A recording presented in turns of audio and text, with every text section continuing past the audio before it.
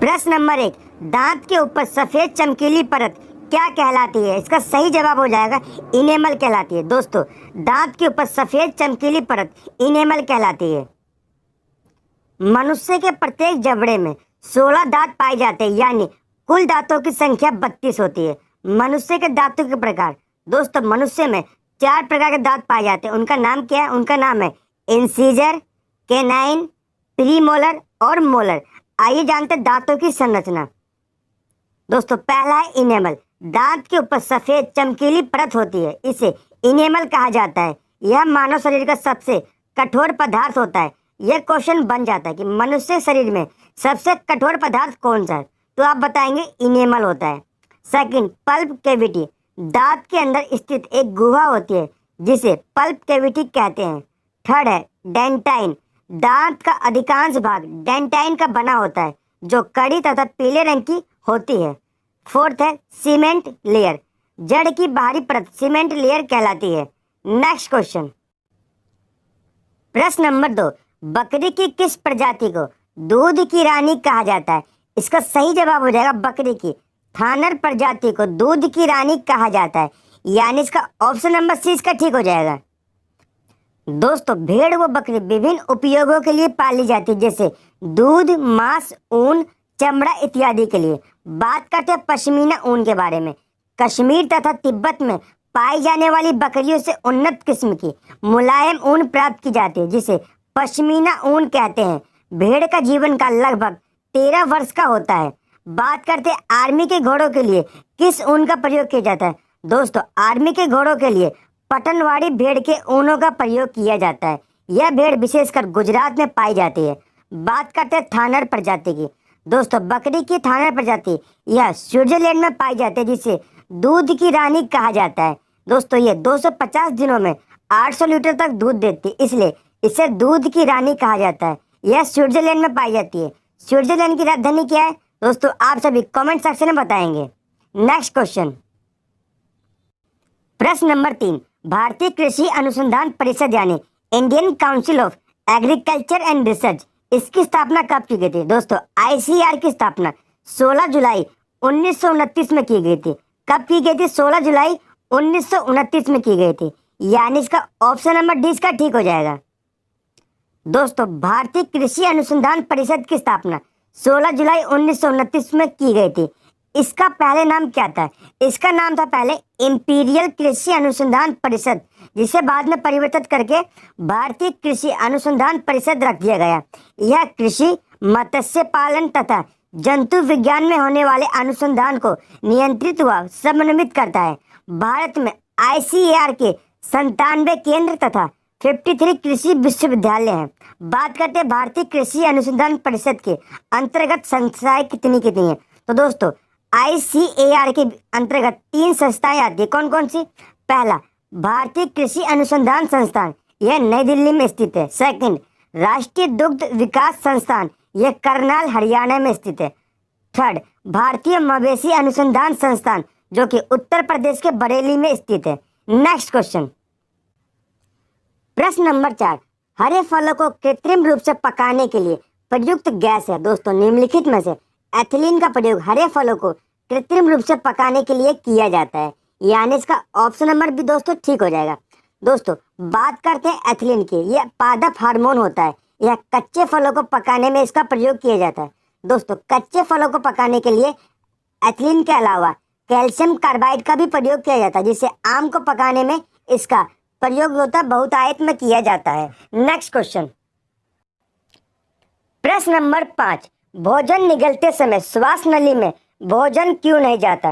दोस्तों, इसका सही जवाब हो जाएगा एपिग्लोटिस के कारण भोजन निगलते समय श्वास नली में भोजन नहीं जाता है, यानी इसका ऑप्शन नंबर इसका ठीक हो जाएगा।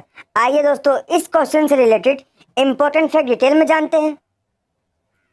दोस्तों, मनुष्य के भोजन ग्रहण करने के दौरान भोजन जो होता है ग्रसनी से होकर जाता है।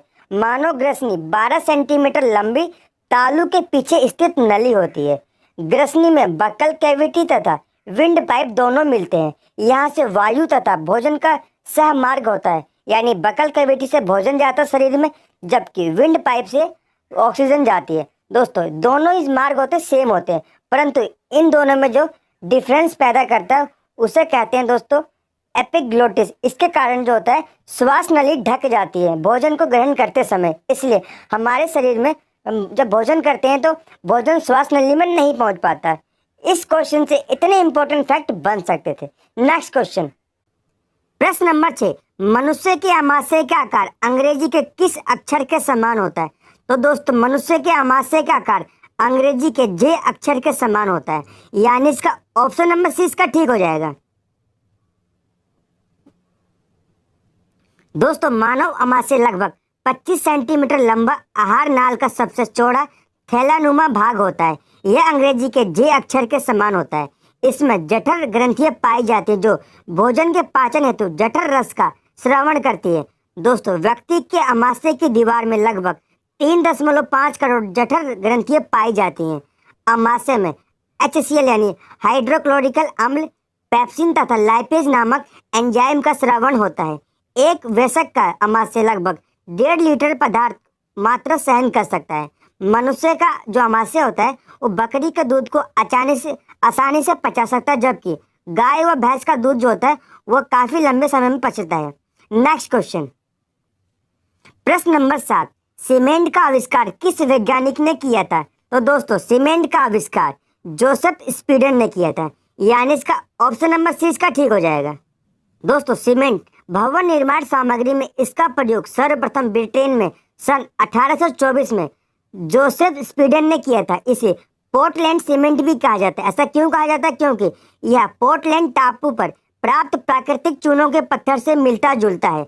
रासायनिक रूप से यह कैल्शियम एल्यूमिनियम सिलिकेट होता है। सीमेंट का विशिष्ट गुण इसका कठोरीकरण होता है। जब यह जल के संपर्क में आता है तो इसमें उपस्थित सिलिकेट और एल्यूमिनेट जल से क्रिया करके एक कोलाइडी विलयन बनाते हैं जो इसे कठोरता प्रदान करते हैं। नेक्स्ट क्वेश्चन, प्रश्न नंबर 8, मनुष्य लार में कौन सा पाचन एंजाइम पाया जाता है? तो इसका सही जवाब हो जाएगा मनुष्य लार में जो पाचन एंजाइम होता है उसका नाम है एमाइलेज, यानी इसका ऑप्शन नंबर सी इसका ठीक हो जाएगा। दोस्तों लार ग्रंथियों द्वारा स्रावित रस को लार कहा जाता है। लार का पीएच मान 6.8 होता है। दोस्तों लार में एमाइलेज नामक पाचन एंजाइम पाया जाता है जो कि स्टार्च को शर्करा में परिवर्तित करता है और भोजन का जो स्वाद होता है मीठा बनाता है। इसमें लाइसोजाइम भी होता है जो प्रतिजैविक का कार्य करता है, यानी एंटीबायोटिक का कार्य करता है। नेक्स्ट क्वेश्चन, प्रश्न नंबर 9, निम्नलिखित में से किस में 4 कक्षीय हृदय होता है?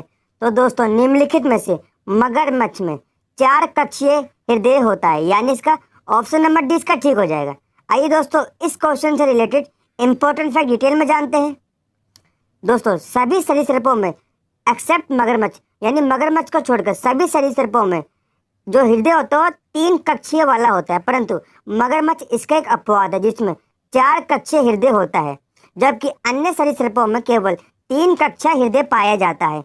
मनुष्य के हृदय का रंग गुलाबी व शंकु आकार का होता है। यह मुट्ठी के बराबर लगभग 12 सेंटीमीटर लंबा, 9 सेंटीमीटर चौड़ा और 6 सेंटीमीटर मोटा होता है। मनुष्य हृदय का जो औसत भार होता है वो पुरुषों में 300 ग्राम होता है, जबकि महिलाओं में 250 ग्राम होता है। हृदय की संरचना के अध्ययन को जो शाखा होती है उसमें कार्डियोलॉजी या हृदय विज्ञान कहा जाता है।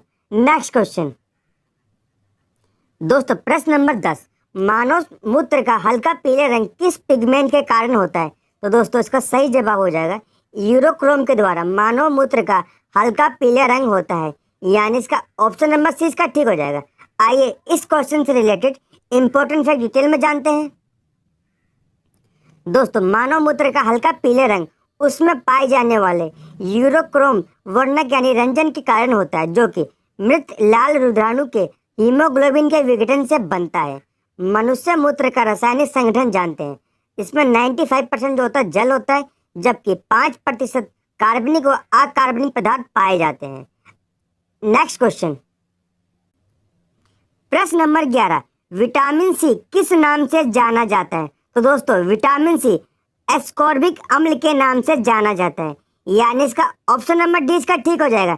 दोस्तों विटामिन सी की कमी से मानव में कौन सा रोग हो जाता है? तो विटामिन सी की कमी से मानव में स्कर्वी रोग हो जाता है। नेक्स्ट क्वेश्चन, प्रश्न नंबर 12, हेपेटाइटिस रोग से कौन सा अंग प्रभावित होता है? तो दोस्तों हेपेटाइटिस रोग से मानव का यकृत यानी लीवर प्रभावित होता है। हेपेटाइटिस यह रोग मुख्य रूप से यकृत व अन्य अंगों के ऊतकों कोशिकाओं में सूजन आने से होता है। हेपेटाइटिस बाद में फाइब्रोसिस व सिरोसिस रोग में बदल जाता है, जिसमें यकृत को अत्यधिक क्षति पहुंचती है। दोस्तों हेपेटाइटिस 3 प्रकार का होता है। कौन कौन सा? हेपेटाइटिस ए, हेपेटाइटिस बी तथा हेपेटाइटिस सी होता है। नेक्स्ट क्वेश्चन, प्रश्न नंबर 13, दूध के पाश्चुरीकरण पद्धति की खोज किसने की थी? तो दोस्तों दूध की पाश्चुरीकरण की खोज जो थी वो लुई पाश्चर ने की थी, यानी इसका ऑप्शन नंबर सी इसका ठीक हो जाएगा। दोस्तों पाश्चुरीकरण का सिद्धांत लुई पाश्चर ने दिया था। इस सिद्धांत के अनुसार दूध को उसके बॉइलिंग तापमान से कम ताप पर उबालने से उसके अंदर हानिकारक जीवाणु नष्ट हो जाते हैं, जिससे दूध का स्वाद व गुण लंबे समय तक बना रहता है। दूध को 65 डिग्री सेल्सियस तापमान पर 30 मिनट तक पाश्चुरीकरण किया जाता है। दोस्तों पाश्चुरीकरण 2 प्रकार से किया जाता है। LTL यानी कम तापमान अधिक समय प्रक्रिया। इसमें दूध को 63 डिग्री सेल्सियस पर 30 मिनट तक उबाला जाता है, फिर उसे ताज़ा रखने हेतु ठंडा किया जाता है। सेकंड मेथड है HTS यानी दूध को 71.5 डिग्री सेल्सियस पर 15 मिनट तक उबाला जाता है, फिर एकदम से ठंडा किया जाता है, जिससे दूध अधिक समय तक ताज़ा रहे और बैक्टीरिया उसमें न पनप पाए। नेक्स्ट क्वेश्चन नंबर 14, टमाटर के बीज रहित फल का उत्पादन संभव है? इसका सही जवाब हो जाएगा पुष्प पर हार्मोन छिड़कने से टमाटर के बीज रहित फल का उत्पादन संभव है, यानी इसका ऑप्शन नंबर सी इसका ठीक हो जाएगा। दोस्तों टमाटर, संतरा, नींबू, केला इत्यादि के फलों में बिना परागकण के भी फल का विकास हो सकता है। यह फल बीज रहित होंगे यदि पुष्पों की कली से पुंकेसर निकालकर वर्तिकार्क के ऊपर ऑक्सीजन का लेपन कर दिया जाए तो बीज रहित फल बन सकते हैं। नेक्स्ट क्वेश्चन, दोस्तों प्रश्न नंबर 15, अगर आपको वीडियो हेल्पफुल लगती है, वीडियो आपको पसंद आती है, तो वीडियो को लाइक, शेयर और चैनल को सब्सक्राइब जरूर करिए।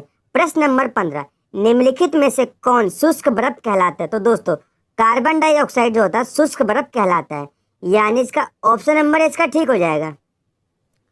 दोस्तों ठोस कार्बन डाइऑक्साइड को शुष्क अथवा शुष्क हिम भी कहा जाता है। यह गर्म करने पर सीधे ही गैस में परिवर्तित हो जाता है। इसका उपयोग आइसक्रीम के निर्माण में किया जाता है। नेक्स्ट क्वेश्चन, प्रश्न नंबर 16, मोस्ट इंपोर्टेंट क्वेश्चन दोस्तों, उड़न लोमड़ी किसे कहा जाता है? दोस्तों उड़न लोमड़ी जो होता है बैट को यानी चमगादड़ को कहा जाता है, यानी इसका ऑप्शन नंबर सी इसका ठीक हो जाएगा। नेक्स्ट क्वेश्चन, प्रश्न नंबर 17, निम्नलिखित में से किसमें कार्बन नहीं होता? तो दोस्तों निम्नलिखित में से बालू में कार्बन नहीं होता, यानी इसका ऑप्शन नंबर डी इसका ठीक हो जाएगा। दोस्तों हीरा कार्बन का क्रिस्टलीय अपर रूप है। इसका अपेक्षित घनत्व 3.5 होता है। इसमें कार्बन पाया जाता है। ग्रेफाइट कार्बन का यह भी क्रिस्टलीय अपर रूप है जो स्लेटी काले रंग का होता है।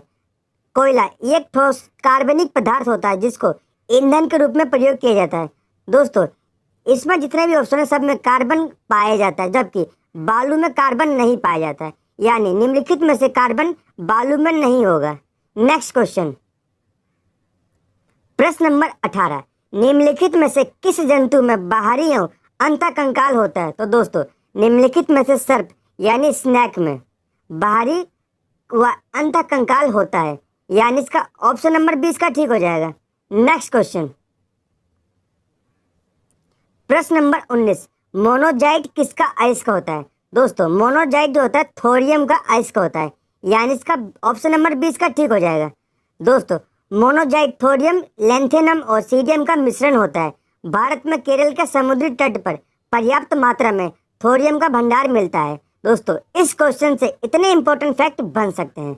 नेक्स्ट क्वेश्चन, दोस्तों आज की वीडियो का अंतिम प्रश्न, प्रश्न नंबर 20, फल उत्पादन से संबंधित अध्ययन को क्या कहा जाता है?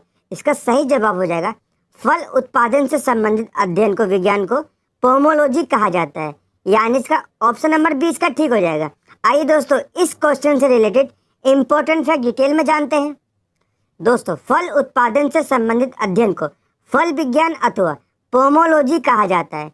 विश्व के कुल उत्पादन में 10.9% यानी लगभग 11% भारत में फल का उत्पादन किया जाता है, पूरे विश्व का। भारत विश्व भर में फल के उत्पादन में दूसरे स्थान पर। तो दोस्तों, पहले स्थान पर कौन होगा? दोस्तों, पहले स्थान पर चाइना है, जबकि दूसरे स्थान पर भारत है। भारत में शीर्ष 5 फल उत्पादक राज्य कौन कौन से? पहले स्थान पर आंध्र प्रदेश, दूसरे पे महाराष्ट्र, तीसरे पे गुजरात, चौथे पे तमिलनाडु और पांचवें में कर्नाटका है। दोस्तों, आज की वीडियो का अंतिम प्रश्न ये था। अब आज की वीडियो से होमवर्क क्वेश्चन क्या बना, आज देखते हैं। दोस्तों, आज की वीडियो का होमवर्क है, केला तथा चेरी में कौन सा अम्ल पाया जाता है? दोस्तों, इसका सही जवाब आप सभी को कमेंट सेक्शन में बताना होगा। अगर आपको वीडियो हेल्पफुल लगी हो, वीडियो को लाइक करिए और चैनल को सब्सक्राइब करिए। धन्यवाद दोस्तों।